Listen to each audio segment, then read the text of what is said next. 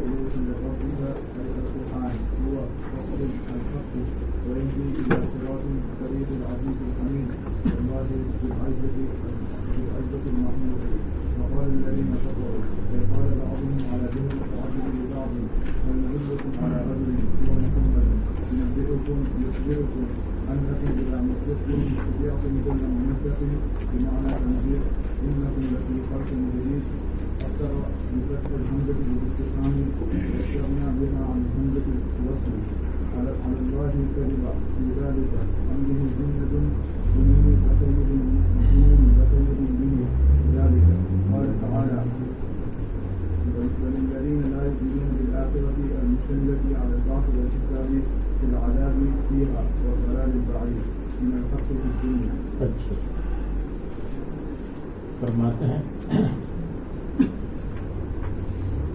وَيَرَى الَّذِينَ أُوتُوا الْعِلْمَ الَّذِي أُنزِلَ إِلَيْكَ مِنْ رَبِّكَ هُوَ الْحَقُّ وَيَرَى الَّذِينَ أُوتُوا الْعِلْمَ اور جانتے ہیں وہ لوگ جن کو علم دیا گیا ہے یعنی اہل کتاب جیسے عبداللہ ابن سلام وغیرہ. یہ آیت تو مکی ہے لیکن یَرَى الَّذِينَ أُوتُوا الْعِلْمَ کے بارے میں لکھا ہے کہ مدنی ہے. اس کی ضرورت نہیں ہے. اگر وہ مدنی نہ بھی ہو تو تب بھی اہل کتاب مدینہ میں تھے, مکہ میں نہیں تھے, لیکن مکہ والے اہل کتاب سے بے خبر نہیں تھے بلکہ اہل کتاب کے حالات, ان کے سوالات, ان کے اشکالات, جوابات سے واقف تھے. آخر مکے والوں کی مدینہ میں رشتہ داریاں تھیں. خود رسول اللہ صلی اللہ علیہ وسلم کی والدہ اور عبد المطلب کی ماں مدینہ منورہ کے رہنے والی تھی, جبکہ رہنے والے مکہ کے تھے. ایک ہی قبیلے کے لوگ تھے, بنی ہاشم قریش.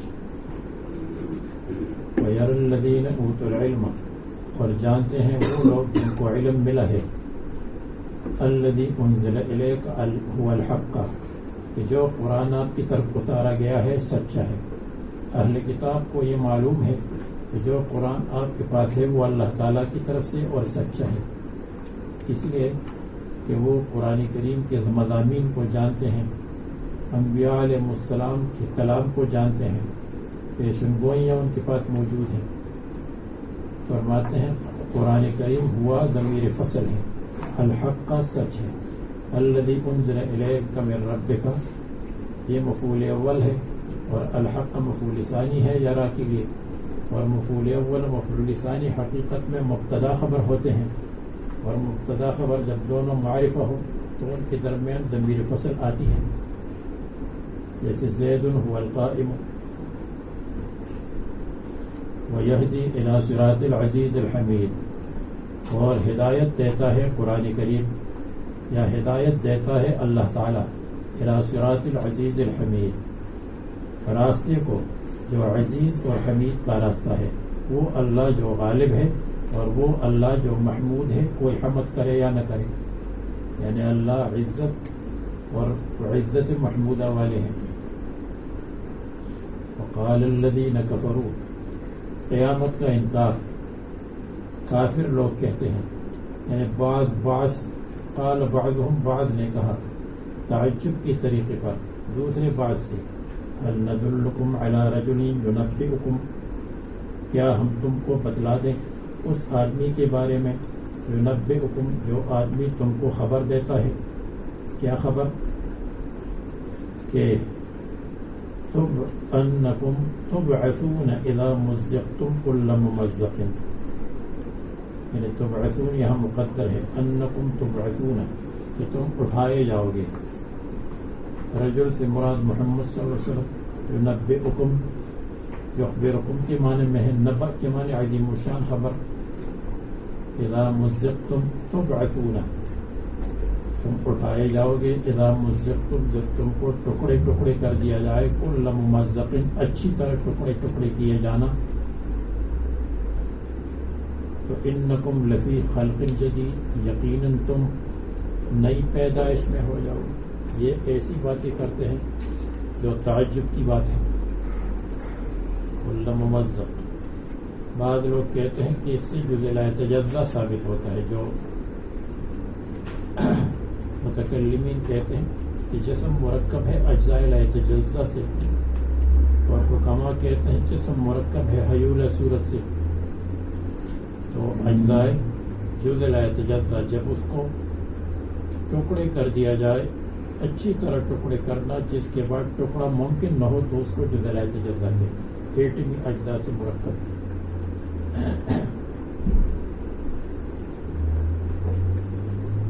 افترا علی اللہ کذبا، انہوں نے بنایا ہے اللہ تعالیٰ پر جھوٹ.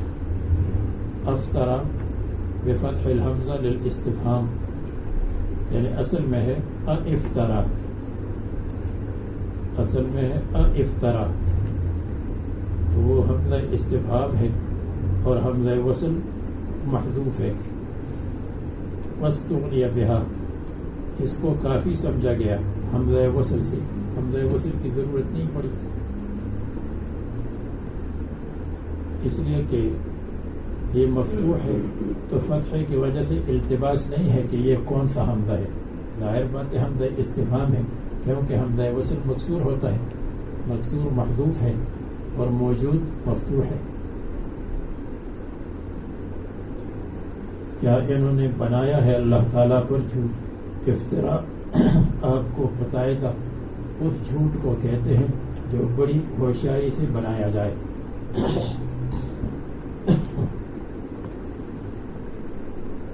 ام بہ جنت، کیا ان کے اوپر جنون ہے، پاگل پن ہے.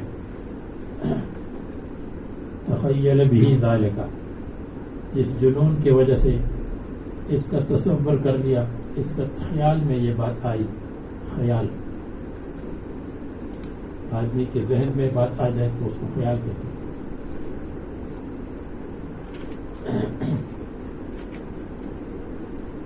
محسوسات کو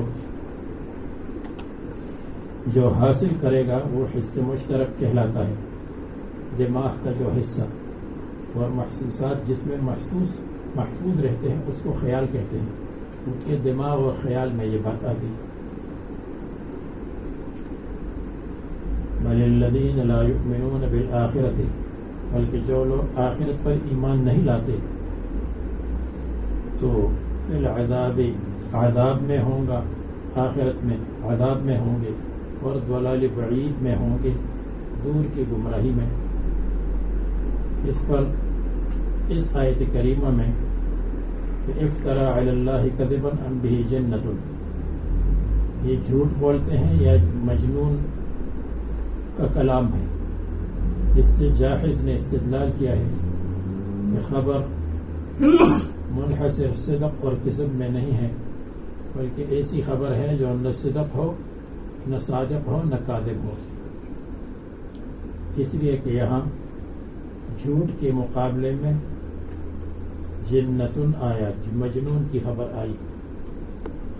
تو مجنون کی خبر اگر جھوٹ ہو تو جھوٹ تو نہیں ہو سکتی، اس لیے کہ ماقبل میں یہ جھوٹ کے مقابل ہے، اور سچ بھی نہیں ہو سکتی، اس لیے کہ رسول اللہ صلی اللہ علیہ وسلم کے کلام کو تو وہ سچ کہتے نہیں تھے کہ یہ سچ ہے. تو مجنون کا کلام اگر جھوٹ ہو تو یہ تو جھوٹ کا بالمقابل ہے، یا یہ. اور اگر یہ سچ ہو تو حضور کے کلام کو کیسے وہ سچ سمجھتے تھے؟ تو یہ مجنون کا کلام نہ جھوٹ ہے اور نہ سچ ہے. اور اس نے کہا ہے کہ سچ اس کو کہتے ہیں کہ جو کلام واقعہ اور عقیدہ دونوں کے موافق ہو تو اس کو سچ کہتے ہیں، اور جو کلام عقیدہ اور واقعہ دونوں کے مخالف ہو تو اس کو کہتے ہیں جھوٹ. اور جو مجنون کا کلام ہے تو وہ اس کے عقیدے کے موافق نہیں ہے، اس لیے کہ اس کا کوئی اعتقاد ہی نہیں ہے، وہ تو جانور کی طرح ہے. تو اس کا کلام، مجنون کا کلام نہ سچ ہے نہ جھوٹ ہے، اس لیے کہ سچ اور جھوٹ دونوں میں اعتقاد کے ساتھ موافقت اور جھوٹ میں مخالفت ہے، اور نہ اس کی اعتقاد کے ساتھ موافقت ہے نہ مخالفت ہے، کیونکہ لا اعتقاد لہو ہے۔ اس پر مختصر المعانی میں اور تلخیص میں بحث ہے، اور اس کی جوابات اور کلام ہے، اور یہ مستقل بحث ہے کہ خبر صادق اور کاذب میں منحصر ہے یا نہیں ہے۔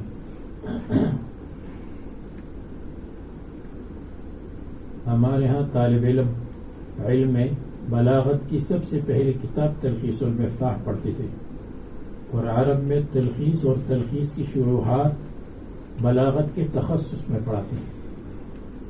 وہاں جب ڈاکٹر بنتا ہے تو اس میں تلخیص اور تلخیص کی شروحات ہیں، اور ہمارے ہاں طالب علم سب سے پہلے تلخیص المفتاح پڑھتا تھا، یہ پہلی کتاب تھی، اور پھر اس کے بعد مختصر المعانی، اور پھر اس کے بعد مطول، یہ 3 کتابیں پڑھتی۔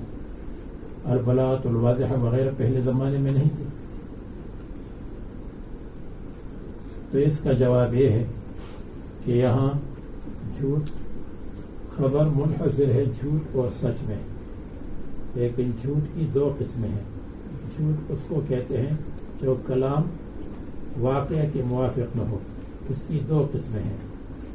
ایک جھوٹ ہے قصداً، جیسے عاقل کا جھوٹ، اور ایک ہے جھوٹ بغیر عمد کے، جیسے مجنون اور پاگل آدمی جھوٹ بولے تو پاگل کا جھوٹ جھوٹ تو ہے، یعنی خبر واقعی کے ساتھ موافق نہیں ہے، لیکن لا عن عمد، وہ قصداً نہیں کہتا، اس لیے کہ لا قصد لہو، اس کا قصد نہیں ہے، وہ جانور کی طرح۔ تو انہوں نے 2 باتیں کی، افطر علی اللہ کذب کذبا بالعمد، یا تو رسول اللہ صلی اللہ علیہ وسلم نے قصداً جھوٹ بولا، ام به جنت ام کذبا من غیر عمد ککلام المجنون، یا انہوں نے بے قصد بغیر قصد کے جھوٹ بولا جیسے مجنون کا کلام ہو۔ تو جھوٹ کی 2 قسمیں، یہ نہیں ہے کہ نہ جھوٹ ہے نہ سچ۔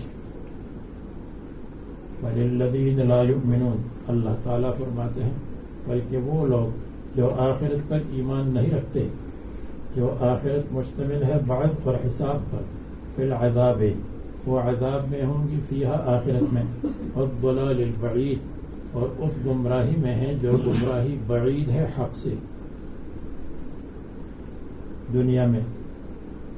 افلم یروا الی ما بین ایدیہم وما خلفہم، بس کیا یہ لوگ نہیں دیکھتے ہیں الی ما بین ایدیہم، ان چیزوں کو جو ان کے سامنے ہے، وما خلفہم، اور جو ان کی پیچھے ہے، ما بین ایدیہم جو ان کے سامنے ہے یعنی اوپر، ما خلفہم جو ان کی پیچھے ہے، وما تحتہم یعنی زمین۔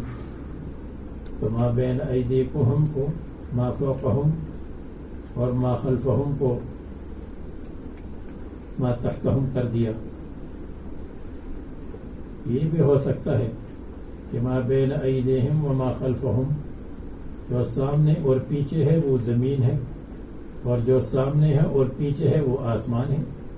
تو ما بینہم اور ما خلفہم دونوں آسمان اور زمین پر صادق ہے، اس لیے کہ اگر میں یہاں سامنے دیکھ رہا ہوں، زمین بھی میرے سامنے ہے، آسمان بھی میرے سامنے ہے، اور پیچھے زمین بھی میرے پیچھے ہے تو آسمان بھی میرے پیچھے، آسمان کے میرے اوپر، تو اس کی ضرورت نہیں ہے کہ ما بین ایدیہم اس کا مطلب ما فوقہم ہو، جو اوپر ہے وہ سامنے ہے، ما تحتہم جو پیچھے ہے وہ ما تحتہم ہے جو نیچے ہے، اس لیے کہ نیچے چیزیں نظر نہیں آتی جو نیچے ہوں، کنویں میں وغیرہ میں، اس کی ضرورت نہیں۔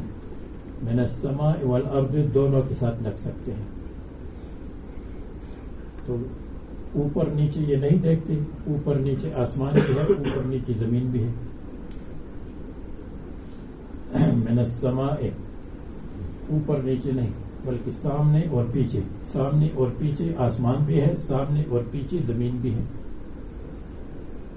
یہ ما فوقہم ما تحتہم، تو مصنف نے کہا ان نشأ نخسف بہم الارض، اگر ہم چاہیں گے تو زمین ان کو زمین میں دھنسا دیں گے. نخسف بہم الارض، دھنسا دیں گے ان کے ساتھ زمین کو، یعنی ان کو زمین میں دھنسا دیں گے.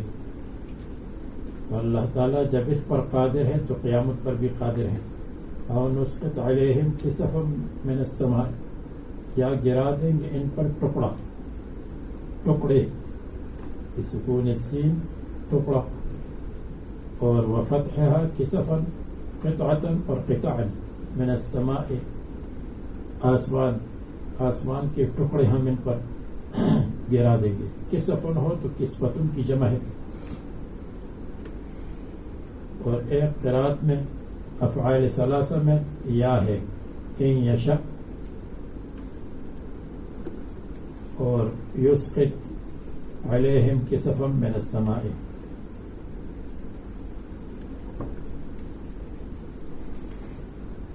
اور ان نشاء ان یشاء، نخسف یخسف، نسقط یسقط. ان فی ذالک، بے شک اس دیکھی ہوئی چیز میں اللہ تعالیٰ کی قدرت کی نشانی ہے ہر بندے کے لیے منیب، جو اللہ تعالیٰ کی طرف رجوع کرتا ہو. جو اللہ تعالیٰ کی طرف رجوع کرنا چاہتا ہو اس کے لیے دلائل موجود ہیں. جو رجوع نہیں کرنا چاہتا ان کے لیے دلائل کا دفتر بیکار. ذالک میں یہ بھی ہو سکتا ہے ان فی ذالک التدبر والتأمل، تدبر تأمل کریں گے. افلم یرو، کیا یہ تأملت نظر نہیں کرتے. راجعین الی ربہ، تو عبد منیب کی کوئی مثال ہمارے سامنے آنی چاہیے. عبد منیب کی مثال وَلَقَدْ آتَيْنَا دَاوُودَ مِنَّا فَضْلًا، یہ عبد منیب کی مثال ہے، اس لیے کہ إِنَّهُ كَانَ أَوَّابٌ، داؤد علیہ السلام کو اواب کہا اللہ تعالیٰ نے، رجوع کرنے والا اللہ تعالیٰ کی طرف.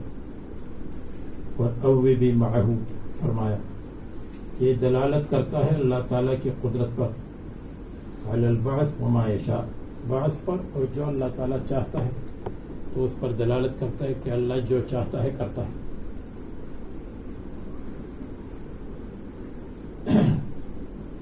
عبد منیب کی مثال یہ ہے وَلَقَدْ آتَيْنَا دَاوُودَ مِنَّا فَضْلًا،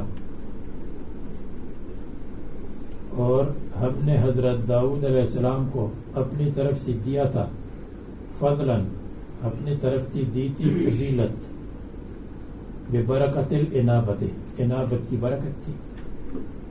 فضلاً نبوت، کتاب، فضیلت.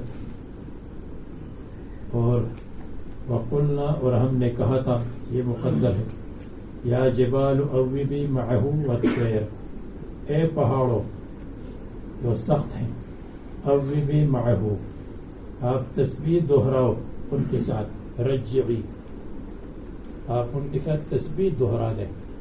جب وہ کہتے ہیں اللہ تو تم بھی کہو اللہ، ان کے ساتھ آپ ذکر اجتماعی کریں.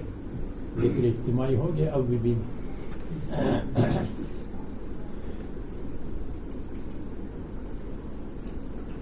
معہ ان کے ساتھ. بعض لوگ کہتے ہیں یہ ذکر اجتماعی نہیں ہے، بلکہ پہاڑوں میں جب آواز ٹکراتی ہے تو اس سے ڈبل آواز پیدا ہوتی ہے. لیکن اللہ تعالیٰ نے جہاں قرآن پر اعتراض وارد ہوتا ہے اس کا جواب وہاں ہوتا ہے. والطیر، اور پرندے آپ بھی ان کے ساتھ اللہ کا ذکر اور لا الہ الا اللہ کا ذکر کرتے رہیے. تو پرندوں میں کیا کہیں گے؟ تو کیا پرندوں کے ساتھ بھی آواز ٹکرائی؟ یا جبال اوبی معہ رجعی معہ، تسبیح کے ساتھ. والطیر، اور پرندے. تو دیکھو پہاڑ سخت ہے اور پرندے نفرت کرتے ہیں انسان سے، جو انسان سے بھاگتے ہیں وہ بھی ان کے ساتھ تسبیح، تحلیل، ذکر میں مشغول تھے. یہ والطیر منصوب ہے، عطف ہے جبال کے محل پر، یعنی اس لیے کہ جبال فی محل المفعول ہے، یعنی یا جبال ادعو جبالا، تو ادعو جبالا و ادعو الطیر، اس پر محل جبال پر عطف ہے. محل کا مطلب وہ مفعول کی جگہ پر ہے. اور یعنی ودعونا الطير للتسبيح معه یا آپ تسبیح پڑھیں یا عطف فضلا پر وَلَقَدْ آتَيْنَا دَاوُودَ مِنَّا فَضْلًا اور وَلَقَدْ آتَيْنَا دَاوُودَ الطَّيْرَ ہم نے ان کو پرندے دیے تھے کہ یہ پرندے ہم نے آپ کو دیے ہیں تاکہ آپ کے ساتھ تسبیح پڑھتے رہیں اور یا مقدر ہے سخرنا معه الطير یا جبال اوبی معه وسخرنا معه الطير سخرنا مقدر ہو جائے گا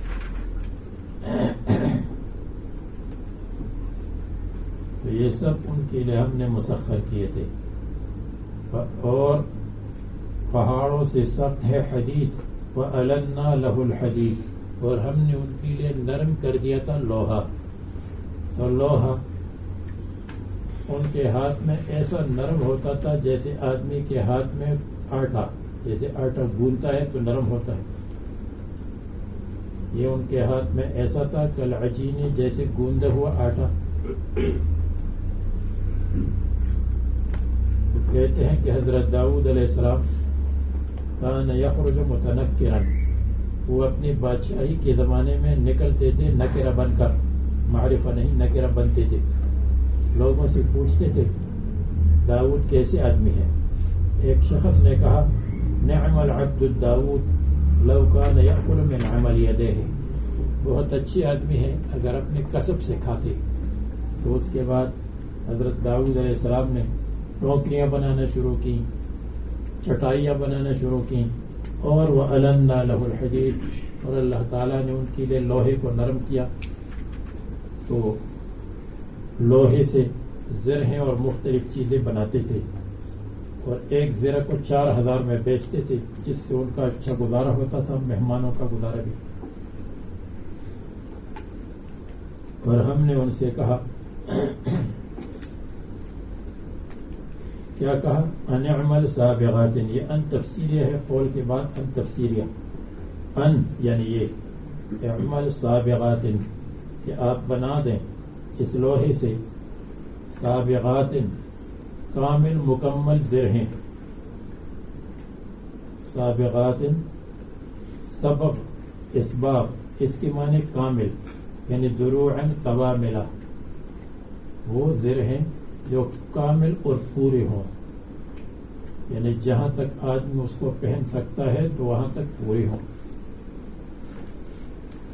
یعنی ایسی زریں بناتے تھے جو پورے بدن پر فٹ تھے سب سے پہلے انہوں نے بنایا یجرھا لابسھا علی الارض جس کا پہننے والا اس کو زمین پر کھینچتا ہے تو وہ چلے گا کیسے اس لیے مفسر کے ساتھ اس میں اتفاق مشکل ہے اتنا ہے کہ وہ کامل تھے بدن پر لیکن یہ نہیں ہے کہ اس کو زمین کے اوپر کھینچتے تھے تو پیچھے سے ایک آدمی اس کو اٹھاتا ہوگا پھر اس لیے یہ ذرا مشکل لگ رہا ہے یجرھا لابسھا علی الارض سابغات کے معنی کاملات بدن کے اوپر فٹ تھے اور بدن کے اوپر پورے تھے وقدر فی السرد وقدر فی السرد اس کے 3 معنی ہیں ایک معنی یہ ہے کہ قدر کے معنی اندازہ کرو اندازہ تقدیر اندازے کو کہتے ہیں اور سرد کے معنی ہے بننا اور اس کا جوڑ سرد بننے کو بھی کہتے جوڑ کر دو پہلے جوڑ ان کی جو کڑیاں ہوتی ہیں ایک دوسری سے ملی ہوئے حلقے جوڑ تو اس کا اندازہ کرو اس کے جوڑ میں اندازہ کرو اس کے بننے میں اندازہ کرنے کا مطلب یہ ہے کہ اندازہ کرو برابری کرو نہ زیادہ موٹے ہو نہ زیادہ باریک ہو نہ زیادہ تنگ ہو نہ زیادہ فراخ ہو اگر موٹے ہوں گے تو ان کا اٹھانا مشکل ہوگا اگر باریک ہوں گے تو جلدی ٹوٹ جائیں گے اور اگر حلقے فراخ ہو تو اس کے درمیان تیر گھسے گا تیر کیونکہ کھلے ہیں اور اگر بالکل تنگ ہو تو اس میں ہوا نہیں جائے گی اور بھاری ہوں گے تو اس کے بننے میں یا اس کے جوڑ لگانے میں آپ برابری کریں، نہ افراط نہ تفریط، اس کو کہتے ہیں برابری. یہ ایک معنی ہے،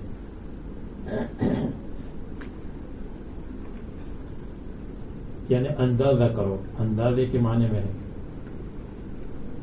اور دوسرا معنی یہ ہے کہ وقدر فی السرد، اس کے بننے اور بنانے کے لیے وقت مقرر کر دے.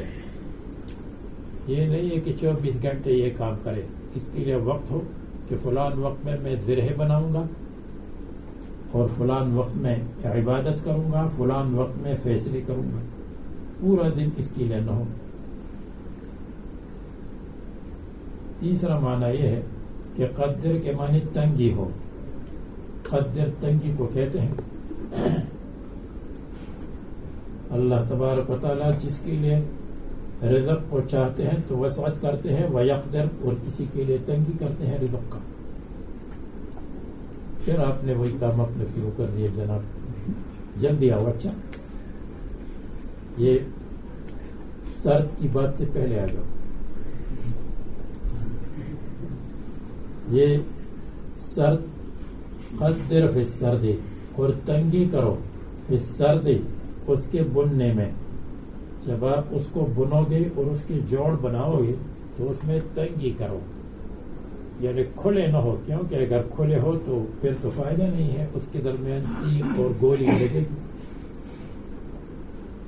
تو نمبر 3 معنی تقریباً نمبر 1 معنی کے برابر ہے، لیکن وہاں قدر کے معنی اندازہ ہے اور نمبر 3 میں قدر کے معنی تنگی ہے. اور تقدیر اندازے کے معنی بھی آتا ہے، تقدیر تنگی کے معنی میں بھی آتا ہے. سرد بننے کو بھی کہتے ہیں، سرد یسرد، بننا. جب کسی چیز کو بنتے ہیں تو اس کو ترتیب کے ساتھ بنتے ہیں، تو سرد ترتیب کو بھی کہتے ہیں. جیسے آپ نے سنا ہوگا کہ 4 مہینے محرم ہے، محترم ہے، جن میں سے 3 سرد و 1 فرد، 3 مسلسل ہے. تو سرد کہتے ہیں مسلسل بننا، ایک حلقے کے اوپر دوسرا لگانا، دوسری کے اوپر تیسرا لگانا، مسلسل برابر کرنا.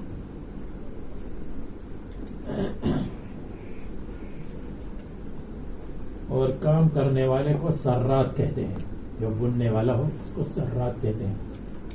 اور ہمارے ہاں صرف میں ایک کتاب پڑھائی جاتی ہے، بچے اس کو یاد کرتے ہیں، اس کا نام ہے زراجی. وہ زراجی اصل میں ہے سراجی، کیونکہ وہ یہ کام کرتے تھے. اے بنسج دروعی، یعنی زروں کو بننا. قیل لصانعها سرات، اس کے بنانے والے کو سرات کہتے ہیں. یعنی اجعلہ بحیث یتناسب حلقہ، اس کو اس طرح بنا دو کہ اس کے حلقے، اس کی کڑیاں اور اس کے حلقے برابر ہو، مناسب ہو. اور وعملوا، داؤد علیہ السلام کی فیملی، عمل کرو صالح، بے شک میں تمہارے اعمال پر بینا اور دانا ہوں، میں تم کو بدلہ دوں گا. یہ تو حضرت داؤد علیہ السلام، حضرت سلیمان علیہ السلام، لسلیمان الریح، اور ہم نے حضرت سلیمان علیہ السلام کے لیے ہوا کو تابع بنایا تھا. ہوا، اور ہوا کا مطلب نصرت بھی ہے. اللہ تعالیٰ کی نصرت، غلبہ اور طاقت ان کے ساتھ تھی. ریح کے اپنے معنی بھی مراد ہے اور ریح کے مجازی معنی بھی مراد ہے. حقیقی اور مجازی معنی دونوں مراد ہوں گے تو شواف خوش ہو جائیں گے اور احناف کو تعویل کرنی پڑے گی کہ ریح ما بہ القوت ہے، ما بہ النصرت ہے. تو ما بہ القوت وہ غلبہ اور نصرت بھی ہے، اور ما بہ القوت ریح بھی ہے. آپ نے پڑھا ہے ریح بمعنی قوت. اگر تمہارے اندر اتحاد نہ ہو تو تذهب ریحکم، آپ کا ٹائر پنچر ہو جائے گا. جب ٹائر پنچر ہو جائے گا تو گاڑی نہیں چل سکتی. تو اسی طرح جب تمہاری ریح نکل جائے گی، یعنی تمہاری قوت نکل جائے گی، تو پھر کام خراب ہو جائے گا. یہ قرآن کریم نے مصنوعات کو پہلے سے بیان کیا ہے، لیکن مسلمانوں کا خیال اس طرف نہیں گیا. تذهب ریحکم کا کیا مطلب؟ حضرت سلیمان علیہ السلام کے لیے ریح کو ہم نے ان کا تابع کر دیا. ایک قرات میں بالرفع ہے وَلِسُلَيْمَانَ الرِّيحُ یعنی تسخر لسلیمان الریح غدوها شهر ورواحها شهر.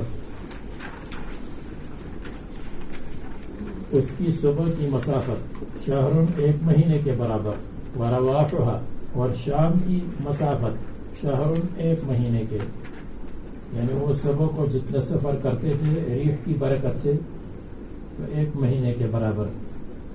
اور لکھا ہے کہ جب دمشق سے چلتے تھے تو دوپہر استخر میں کرتے تھے. استخر پرانا ایران کا پرانا نام ہے استخر. اور رات کو ایک روایت میں بابل عراق کا پرانا نام ہے، اور ایک روایت میں کابل کے اندر رات کو رہتے تھے. یہاں بابل لکھا ہے حاشیے میں، اور دوسری جگہ کابل بھی ہے، میں نے پڑھا ہے بار بار. ورواحها شهر رواح سيرها من الزوال إلى الغروب شهر أي مسيرته. وأسلنا له عين القطر اور بہایا تو ہم نے ان کے لیے عین القطر چشمہ، القطر تانبے کا، النحاس تانبا جس کو کوپر کہتے ہیں، تو اس کا چشمہ بہتا تھا. اور جب اسرائیل کی حکومت قائم ہوئی تو انہوں نے بائبل اور تاریخی روایات کے نتیجے میں دیکھا کہ حضرت داؤد علیہ السلام اور حضرت سلیمان علیہ السلام کہاں کہاں ہوتے تھے اور وہ بھیڑ بکریاں کہاں چراتے تھے. تو جیسے ان کو کچھ پتہ چلتا تھا تو وہاں تحقیق کرتے تھے اور وہاں ان کو پانی اور ذخائر مل جاتے تھے بائبل کے نتیجے میں. مسلمان یہ کام نہیں کرتے. بنی امیہ کرتے تھے تو ان کو اتنا بدنام کر دیا کہ کوئی ان کا نام نہیں لے سکتا. نحاس فاجرت 3 ایام 3 دن چلتے رہے. بلیالیہن کجری الماء پانی کی طرح ہو یا نہ ہو لیکن اس کو نکالتے تھے اور اس کو کام میں لاتے تھے، اس کو پگھلاتے تھے. وعمل الناس الى اليوم مما اعطي سلیمان علیہ السلام. آج تک جو لوگ عمل کرتے ہیں یہ حضرت سلیمان علیہ السلام کو جو دیا گیا ہے اس کا نتیجہ ہے. من الجن من يعمل بين يديه اور جنات میں سے وہ جنات بھی تھے جو ان کے سامنے کام کرتے تھے. بين يديه ان کے سامنے، بإذن ربه اللہ تعالیٰ کے حکم سے. اللہ تعالیٰ نے ان کو ان کا تابع بنایا تھا. ومن يزغ منهم عن امرنا اور جو پھر جاتا تھا منہم ان میں سے عن امرنا ہمارے حکم سے، یعنی سلیمان علیہ السلام کے حکم سے. اللہ تعالیٰ تو جنات سے نہیں کہتے تھے رات کو کہ یہ کام کرو یہ کام، سلیمان علیہ السلام کی منہ سے کہتے تھے. تو جو ان میں ہمارے حکم سے یزغ عدول کرتا تھا، ہٹ جاتا تھا، پھر جاتا تھا، اسٹرائک کرتا تھا، اسٹرائک عن امرنا، تو نذقہ من عذاب السعیر، ہم ان کو چکاتے تھے من عذاب السعیر، ہم ان کو چکائیں گے آخرت کی بھڑکتی ہوئی آگ. مصنف نے آخرت کہا لیکن دنیا میں بھی ہے، دنیا بھی کہا. من عذاب السعیر، عذاب السعیر میں سے، یعنی آگ کے کوڑے سے ان کی پٹائی ہوتی تھی اور ان کی اصلاح ہو جاتی تھی، ٹھیک ہو جاتی تھی. بعض کہتے ہیں دنیا میں بأن یضربہ ملک، فرشتہ ان کی پٹائی کرتا تھا بصوت منہا، نار کے کوڑے سے، ایسی پٹائی کہ اس کو جلاتا تھا، پٹائی اس کو جلاتی تھی. یعملون لہ ما یشاء، جنات ان کے لیے بناتے تھے جو کچھ وہ چاہتے تھے. من محاریب، محراب. مصنف نے کہا ابنیتاً مرتفعتاً یا مرتفعتاً، اونچی اونچی عمارتیں. یصعد الیہا بدرج، جس کی طرف چڑھائی ہوتی تھی اور چڑھا جاتا تھا بدرج، زینے کے ساتھ. اور یا من محاریبہ ان کے لیے بناتے تھے معابد اور مساجد. تو پہلے زمانے میں معابد اور مساجد ان کے محراب کے لیے سیڑھی لگتی تھی. محراب اس سیڑھی کے ذریعے سے پیچھے کے راستے سے جیسے ہمارے ہاں سیڑھی لگی ہوئی محراب میں تو ان کے لیے محاریب بناتے تھے. محراب کی جمع ہے جنگ کی جگہ یعنی شیطان کے ساتھ لڑائی کا محل اور لڑائی کی جگہ. یا محاریب جس اگر فائدے کی جگہ ہے تو وہاں پر لوگ لڑتے ہیں, ایک درخواست دیتے ہیں مجھے امام بنا دو, دوسرا کہتے ہیں مجھے بنا دو. اور اگر فائدے کی جگہ نہیں ہے تو پھر حرب کے معنی دفع کرنا ہے, ایک دوسرے کو دھکا دیتے تم چلے جاؤ میں نہیں جاؤں گا, تم آگے بڑھو میں نہیں پڑھاؤں گا. تو یہ پھر بھی محارم ہے. اور ان کے لیے بناتے تھے تماثیلہ شبیہات, شبیہ یعنی مثلا کتاب کا شبیہ بناتے تھے, درخت کا شبیہ بناتے تھے, ستاروں کا شبیہ بناتے تھے, اسی طرح پھول اور پھلوں کا بناتے تھے. یہ تماثیل. تمثال کی جمع ہے ما یکون مشابہا بشیء, کل شیء مثلتہ بشیء, جس چیز کو آپ کسی چیز کے ساتھ مشابہ بنا دیں اس کو تمثال کہتے ہیں. مشابہ شکلیں مصنف کہتے ہیں اے صور من نحاس یعنی تانبی کی صورتیں, زجاج کی شکلیں, ورخام اور رخام سنگ مرمر سفید پتھر. ولم یکن اتخاذ الصور حراما فی شریعتہ, تصویروں کا بنانا مجسموں کا بنانا اس شریعت میں حرام نہیں تھا. یہ مصنف کی رائے ہے, لیکن اصح قول یہ ہے کہ ذی روح کی تصویریں بنانا اور ذی روح کے مجسمے بنانا اس زمانے میں بھی جائز نہیں تھا. اس لیے حدیث میں آتا ہے کہ رسول اللہ صلی اللہ علیہ وسلم نے حضرت ام سلمہ سے فرمایا اولئک قوم اذا مات فیہم الرجل الصالح بنوا علی قبرہ مسجدا وصوروا فیہ تیک الصور. جب کسی رجل صالح کا انتقال ہوتا تھا تو ان کی قبر پر مسجد بناتے تھے, وصوروا فیہ تیک الصور یا تلک الصور, اور اس میں یہ مجسمے اور تصویریں بناتے تھے. اور فرمایا, یہ نہیں فرمایا کہ کان ذلک جائزا فی شریعتہم, بلکہ کا فرمایا اولئک شرار خلق اللہ, یہ بدترین لوگ ہیں جو یہ کام کرتے تھے. اس سے معلوم ہوا کہ مجسمے بنانا اس زمانے میں بھی ذی روح کے مجسمے جائز نہیں تھے. اور یہ جو بناتے تھے جیسے میں نے کہا پھول پھل وغیرہ وغیرہ, درخت یا اور چیزیں, اور ان کے لیے بناتے تھے جفان. جفان بڑی بڑی بالٹیاں جن میں کھانا کھاتے تھے. بالٹی, اتنی بالٹی پہنچے جس میں بہت لوگ کھاتے تھے. یا جفان سحنکیں, سحنک بڑا کونچا ہوتا ہے اور عورتیں اس میں آٹا گھونتی ہیں. جہاں عورتوں آٹا گھونتی ہیں تو سحنک میں گھونتی ہیں.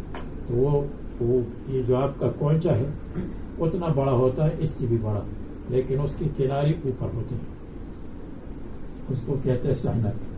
بہرحال جفان آپ کہیں گے بہت بڑی بڑی پلیٹیں, جمع جفنت, بہت بڑی بڑی تھالیاں کہیں, سحنکیں کہیں, بالٹی کہیں, جو مرضی ہو کہہ دے, سب مانی ٹھیک ہے.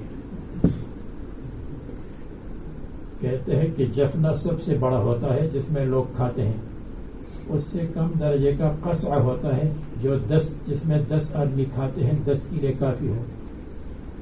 اس کی نیچے صحفہ ہوتا ہے جس برتن میں 5 آدمی کھائے. اس کی نیچے میکلا ہوتا ہے, میکلا جس میں 3 آدمی کھا سکتے ہیں. اور اس کی نیچے صحیفہ, چھوٹی پلیٹ جس میں 1 آدمی کھاتا ہے. جفان جو 10 سے زیادہ آدمیوں کے لیے کافی سہنے کی تھی، اتنی بڑی بڑی تھی، کل جواب جو حوض اور تالاب کے برابر ہوتی تھی، جیسے تالاب و حوض، جابیتن کی جمع ہے، حوض کبیر کو کہتے ہیں۔ مصنف نے اسرائیلی روایت نقل فرمائی کہ ایک جفنے پر 1000 آدمی جمع ہوتے تھے، 1000 آدمی ایسے کھاتے ہوں کہ بہرحال بڑے بڑے تھے۔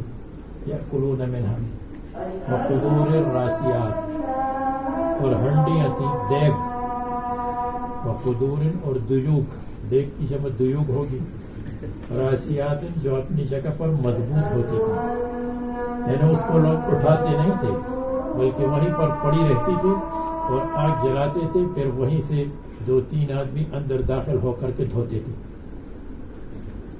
ثابتات اپنی جگہ پر مضبوط، لہا قوائم لا تتحرک، اس کے پائے لا تتحرک حرکت نہیں کرتے تھے اپنی جگہ سے۔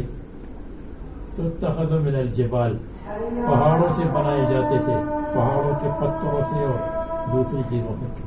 یمن میں یصعد الیہا بالسلالم، ان کی طرف لوگ چڑھتے تھے، بالسلالم زینے اور سیڑھی کے ساتھ، سیڑھی لگا کر چڑھتے تھے۔ سلم کی جمع ہے۔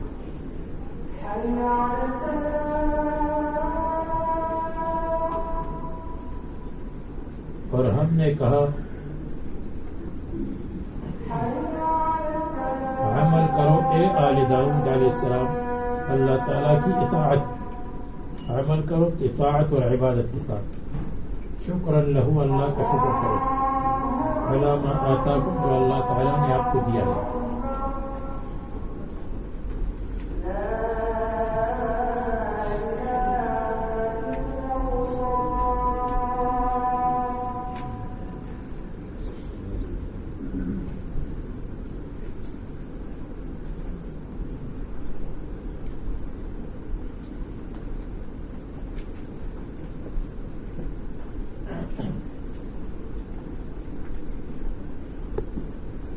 تو مضبوط ہنڈیاں اور مضبوط دیگے۔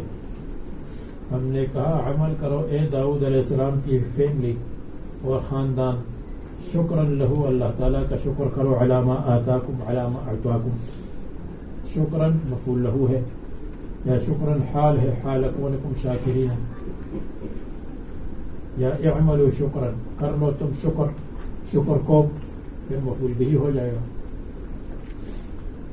اور یا مفعول مطلق کر دو، اعملوا عمل شکر، مفعول مطلق، شکراً شکر کرنے کے لیے بہو، شاکرین حال، اور عمل کرو شکر کو، شکر کا عمل کرو، جب کو آ جائے تو مفعول بھی کی علامت ہے۔ ضربت زیدن، میں نے زید کو مارا، جہاں کو آ جائے وہاں ہوگا مفعول بھی اکثر۔ وقلیل من عبادی الشکور، اور بہت کم ہے میرے بندوں میں سے شکر کرنے والے۔ الشکور مبالغہ، یعنی بہت شکر کرنے والے کم ہے، اور تھوڑا شکر تو کافر بھی کرتا ہے، جو کافر ہے وہ بھی کبھی کبھی کہ اللہ تیرا شکر، العامل بطاعتی شکر، اور میری عبادت پر شکر کرتے ہیں، میری نعمت کا شکر کرتے ہیں۔ جنید بغدادی نے کہا شکر کیا ہے؟ بذل المجہود بین یدی المعبود، بذل المجہود جو کچھ کوشش ہے وہ آدمی خرچ کرے بین یدی المعبود، معبود کے سامنے۔ جنید بغدادی رحمہ اللہ کی بات پھول کے برابر ہے، لیکن آسانی کے لیے ہم یوں کہیں گے کہ شکر کے معنی کیا ہے؟ صرف النعمت فی رضاء المنعم، نعمت کو خرچ کرنا ہے منعم کی خوشی میں، صرف النعمت فی رضاء المنعم، یہ شکر کے معنی آسان ہے۔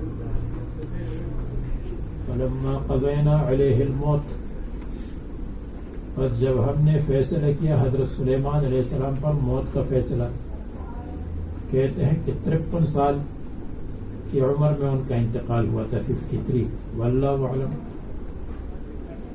اور یہ بھی لکھا ہے کہ 13 سال کی عمر میں وہ حاکم اور بادشاہ بنے تھے، یہ بھی واللہ اعلم کے درجے میں ہے۔ یہ بھی لکھا ہے کہ حضرت سلیمان علیہ السلام جب نماز پڑھتے تھے تو ان کے سامنے کوئی پودا ہو جاتا تھا. نماز کے بعد پوچھتے تھے کہ یہ پودا کیا ہے تو فرشتہ بتاتے تھے, اور اس کے فوائد کیا ہے تو بتلاتے تھے کہ اس کا یہ فائدہ ہے, یہ فائدہ ہے, دوائی ہے, یہ ہے, یہ ہے. تو ایک مرتبہ ایک پودا دیکھا تو پوچھا اس کا کیا نام ہے, کہاں خرنب نام ہے.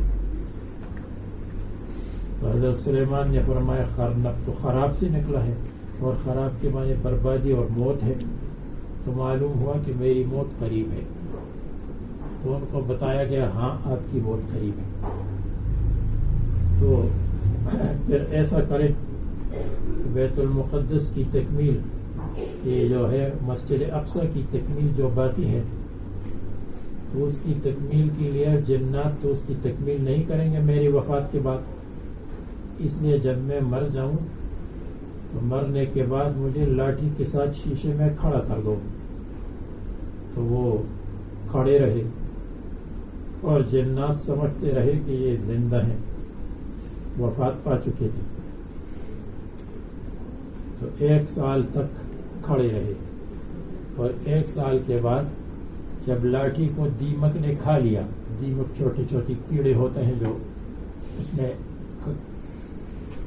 حطب میں اور لکڑیوں میں لگتے ہیں, اس نے جب کھا لیا اور لاٹھی گر گئی تو حضرت سلیمان علیہ السلام بھی گر گئے. تو ان کو پتہ چلا کہ ان کی وفات ہو گئی. اس روایت میں اتنی بات تو قرآن کریم سے ثابت ہے کہ وہ لاٹھی پر کھڑے رہے. اتنی یہ بھی ثابت ہے فلما خر کہ وہ گر گئے تھے, زمین پر سجدی کی شکل میں گر گئے. تو جو لوگ کہتے ہیں کہ گرنا تو ان کے ساتھ مناسب نہیں ہے, تو سجدی میں گرنا ہو جائے گا. لیکن یہ کہ 1 سال تک تھے. اس روایت کی راوی کہتے ہیں عطا ابن صائب ہے, اور عطا ابن صائب سے روایت کرنے والے ابراہیم ابن طہمان ہیں.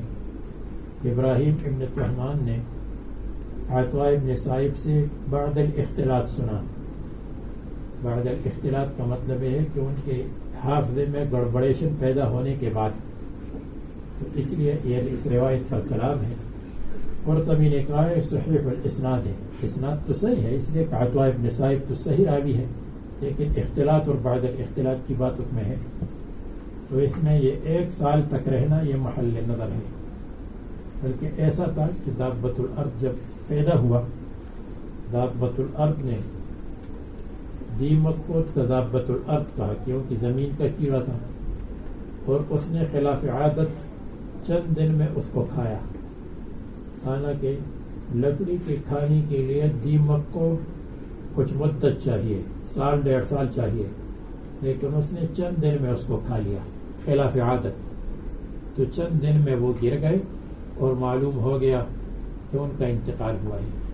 ورنہ اگر 1 سال وہ وہیں پر رہتے تو درمیان میں ان کی عید بھی آتی, درمیان میں ان کی نماز بھی آتی, یعنی جمعے کی نماز, عید کی نماز, جس میں بادشاہ کا رہنا ضروری ہوتا. تو آخر جنات سوچتے کہ یہ کھڑے ہیں تو یہاں کیوں نہیں آتے, جو خاص خاص میلے ہیں ان کی.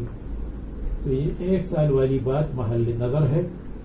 اور اتنی بات ہے کہ کچھ مدت چند دنوں میں دابۃ الارض نے اس لکڑی کو گرایا اور وہ گر گئے. تو جنات نے اتنی مدت میں اس کام کو مکمل کیا. تکمیلی کام چند دن میں ہو گیا, یا 1 مہینہ 2 مہینے میں ہو گیا.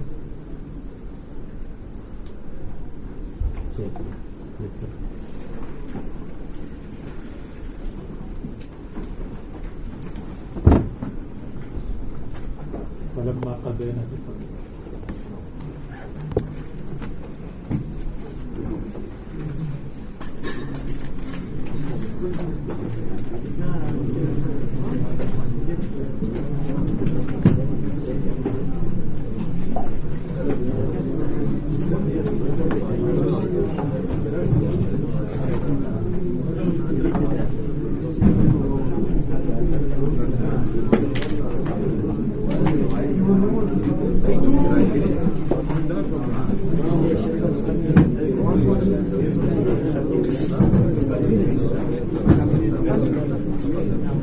Let's